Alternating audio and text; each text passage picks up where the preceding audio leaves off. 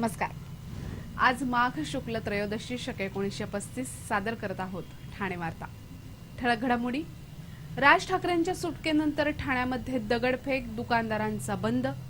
होळीनिमित्त कोकणात जाणाऱ्या भाविकांसाठी राज्य परिवहन महामंडळाच्या जादा गाड्या आणि ठाणे जिल्ह्यामध्ये शहरी भागाच्या तुलनेत ग्रामीण भागातील मतदारसंघांची छायाचित्रासह मतदार ओळखपत्रामध्ये बाजी। या आणि इतर घडामोडी विस्तृतपणे पण काही क्षणातच।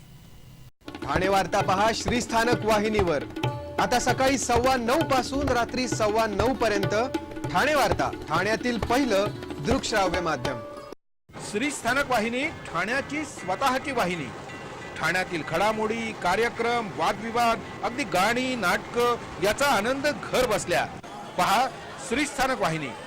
आपल्या ठाण्याचं हक्काचं व्यासपीठ श्रीस्थानक वाहिनी। ठाणे वार्ता आता संकेतस्थळावर देखील ठाणेवार्ता.com वर क्लिक करा आणि ठाण्याच्या घडामोडी जाणून घ्या। ठाण्यातील पहिलं ऑनलाईन माध्यम ठाणेवार्ता.com। नमस्कार मंडळी, दर रविवारी पाहायला विसरू नका। नमस्कार मंडळी, आपल्या प्रश्नांचं थेट उत्तर। ठाणे वार्ता पहा श्रीस्थानक वाहिनीवर। आता सकाळी 9:15 पासून रात्री 9:15 पर्यंत ठाणे वार्ता, ठाण्यातील पहिलं दृकश्राव्य माध्यम। महाराष्ट्र नवनिर्माण सेनेचे अध्यक्ष राज ठाकरे यांच्या अटकेचे पडसाद ठाण्यातही उमटले, मात्र त्याची तीव्रता कमी होती। पण राज ठाकरे यांची सुटका झाल्यानंतर मात्र ठाण्यामध्ये बहुतांश ठिकाणी बंद पाळण्यात आला। विशेष म्हणजे राज ठाकरे यांनी सुटकेनंतर आंदोलन स्थगित करत असल्याची घोषणा केली होती।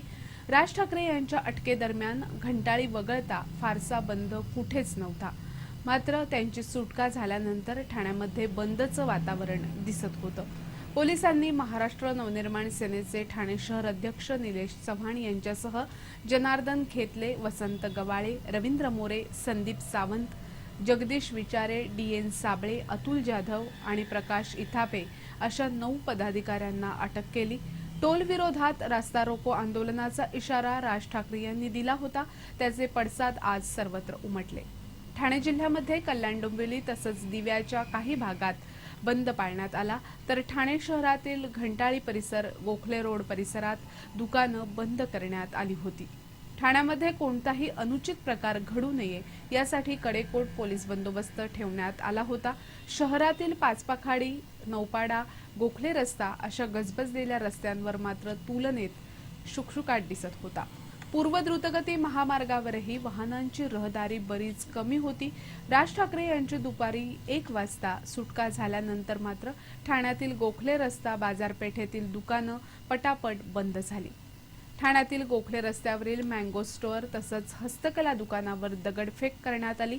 यामध्ये दोन्ही दुकानांचं काहीसं नुकसान झालंय, यामुळे शहरातील दुकानदारांनी पटापट आपली दुकानं बंद केली। पोलिसांच्या गस्ती गाड्या शहरात फिरत होत्या। संध्याकाळनंतर मात्र शहरातील सर्व व्यवहार पुन्हा पूर्ववत सुरू झाले। ठाणे लाचलुचपत प्रतिबंधक विभागानं उल्हासनगर पोलीस ठाण्याच्या गुन्हे विभागाचे पोलीस निरीक्षक महेंद्र चव्हाण यांना 15,000 रुपयांची लाच घेताना रंगेहात पकडले। पोलिसांनी या प्रकरणी चव्हाण यांच्या मध्यस्थालाही अटक केली आहे। महाराष्ट्र नवनिर्माण सेनेचे प्रभाग अध्यक्ष योगीराज देशमुख हे एका बांधकाम व्यावसायिकाच्या विरोधात लढा देत होते। या प्रकरणात महेंद्र चव्हाण यांनी मध्यस्थी करण्याचा प्रयत्न केला। त्यांनी देशमुख यांना पोलीस ठाण्यात बोलवून माघार घेण्यास सांगितलं।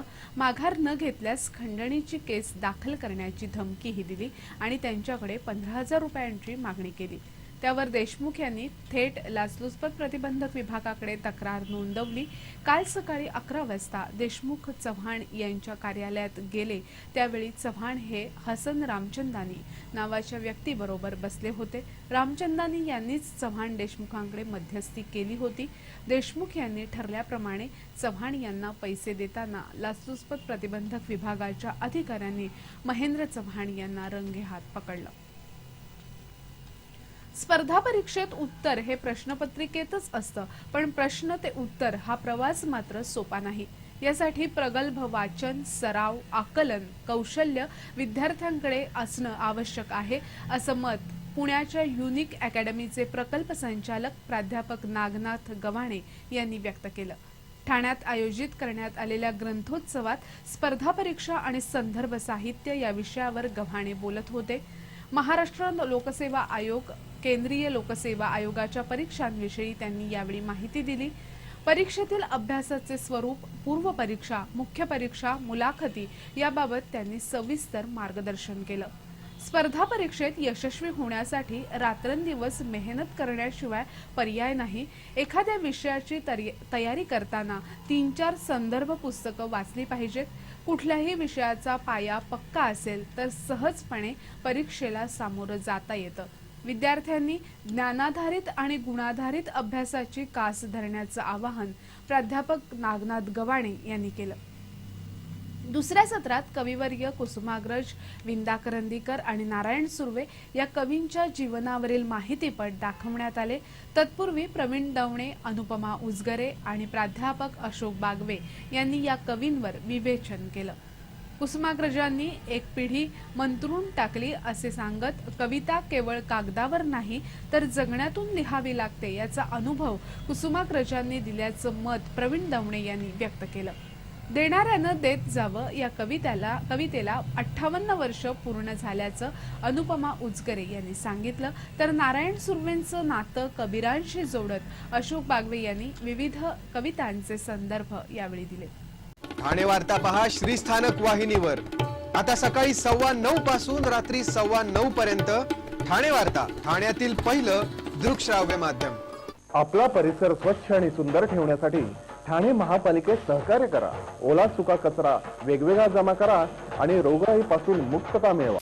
श्रीस्थानक वाहिनी, ठाण्याची स्वतःची वाहिनी. ठाण्यातील घडामोडी, कार्यक्रम, वादविवाद, अगदी गाणी, नाटकं याचा आनंद घर बसल्या. पहा श्रीस्थानक वाहिनी, आपल्या ठाण्याचं हक्काचं व्यासपीठ. श्रीस्थानक वाहिनी.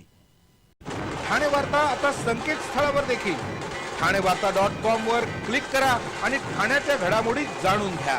ठाण्यातील पहिलं ऑनलाईन माध्यम ठाणेवार्ता.com.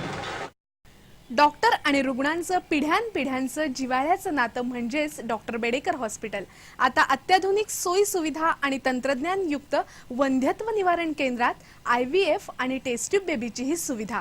डॉक्टर बेडेकर हॉस्पिटल, महर्षी कर्वेपथ, ठाणे. 65 वर्षांची निरंतर सेवा. ठाणे वार्ता पहा श्रीस्थानक वाहिनीवर. आता सकाळी 9:15 पासून रात्री 9:15 पर्यंत ठाणे वार्ता, ठाण्यातील पहिलं दृकश्राव्य माध्यम. राज्य परिवहन महामंडळाच्या ठाणे विभागातर्फे होळीसाठी कोकणात जाणाऱ्या भाविकांकरता जादा गाड्या सोडल्या जाणार आहेत. या गाड्या 12 मार्च ते 17 मार्च या कालावधीत सोडल्या जाणार आहेत.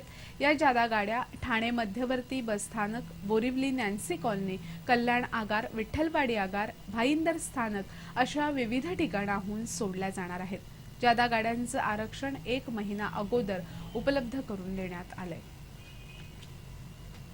देशातील रुग्ण झालेल्या जनतेनं आपल्या आजाराबाबत आरडाओरड केल्यास अर्थक्रांतीचं औषध देण्यावाचून केंद्र सरकार रूपी डॉक्टरकडे पर्याय उरणार नाही आणि अर्थक्रांतीच्या औषधामुळे आर्थिक विषमता दूर होईल अशी आशा करताना अर्थक्रांतीमुळे होणारं नुकसान दाखवून द्या आणि 5 कोटीचं बक्षीस घ्या असं आवाहन अर्थक्रांतीचे जनक अनिल बोकील यांनी ठाण्यात बोलताना केलं.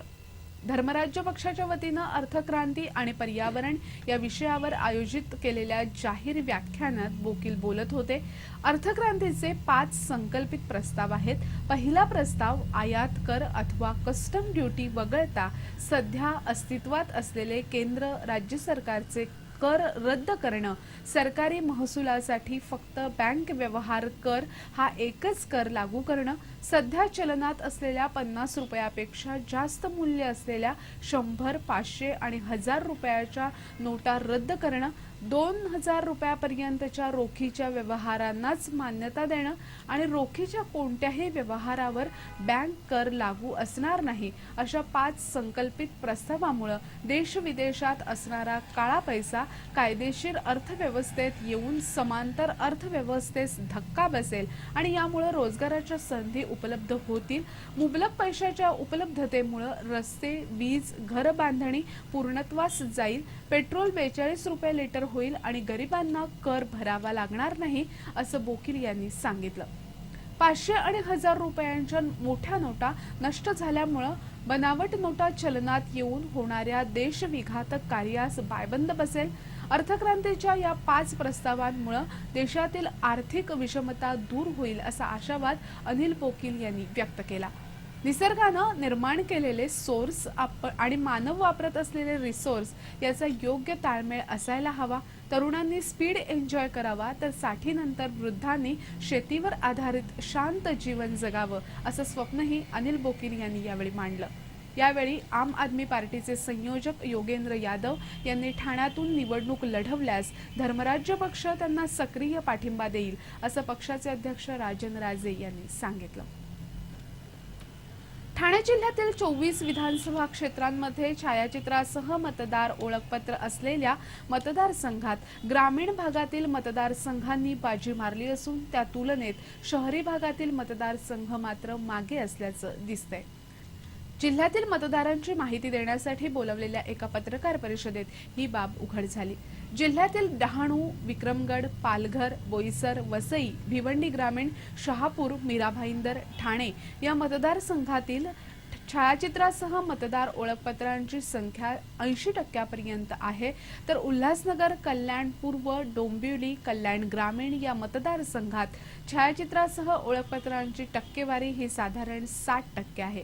तर कोपरी पाचपखाडी, कळवा मुंब्रा, भिवंडी पश्चिम, भिवंडी पूर्व, अंबरनाथ, मुरबाड, ओवळा माजिवडा या मतदारसंघातील छायाचित्रासह ओळखपत्र असलेल्या मतदारांची टक्केवारी साधारणतः 75% आसपास आहे. जिल्ह्यामध्ये विक्रमगड मतदारसंघात सर्वाधिक म्हणजे छायाचित्रासह ओळखपत्र असलेल्या मतदारांची टक्केवारी ही 98.8% आहे, तर सर्वात कमी म्हणजे 57.34% छायाचित्रासह ओळखपत्र असलेल्या मतदारांची संख्या ही उल्हासनगरमध्ये आहे. ग्रामीण भागामध्ये लोकसंख्या ही फारशी स्थलांतरित होत नसल्यामुळे या भागातील टक्केवारी जादा आहे, तर शहरी भागात नोकरीमुळे वारंवार बदलल्या जाणाऱ्या जागा, नोकरीमुळे दिवसभर घरात कोणी नसणं अशा कारणांमुळे ही संख्या कमी असल्याचं उपजिल्हा निवडणूक अधिकारी माधवी सरदेशमुख यांनी सांगितलं.